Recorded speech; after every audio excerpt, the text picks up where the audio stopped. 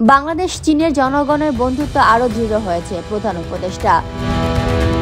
বাংলাদেশ চীন কূটনৈতিক সম্পর্কের 50তম বার্ষিকীতে চীনের প্রধানমন্ত্রী লি কিয়াং এবং প্রধান উপদেষ্টা ডক্টর মোহাম্মদ ইউনূস অভিনন্দন বার্তা বিনিময় করেছেন।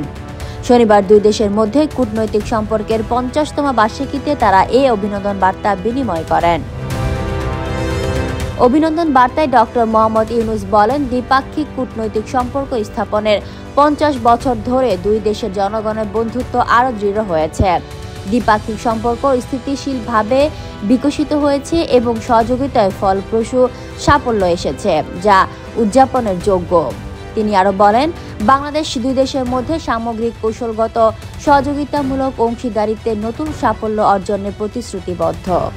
বার্তায় চীনের প্রধানমন্ত্রী লি কিয়াং বলেন, বাংলাদেশ চীন সম্পর্কের উন্নয়নকে অত্যন্ত গুরুত্ব দেয়। চীন এবং 50তম বার্ষিকীকে একটি সুযোগ হিসেবে গ্রহণ করে উচ্চমানের বেল্ট অ্যান্ড রোড সহযোগিতা, বিভিন্ন ক্ষেত্রে যৌথ কার্যক্রম এবং চীন বাংলাদেশ সামগ্রিক কৌশলগত সহযোগিতামূলক অংশীদারিত্বের ধারাবাহিক অগ্রগতি ত্বরান্বিত করতে প্রস্তুত রয়েছে।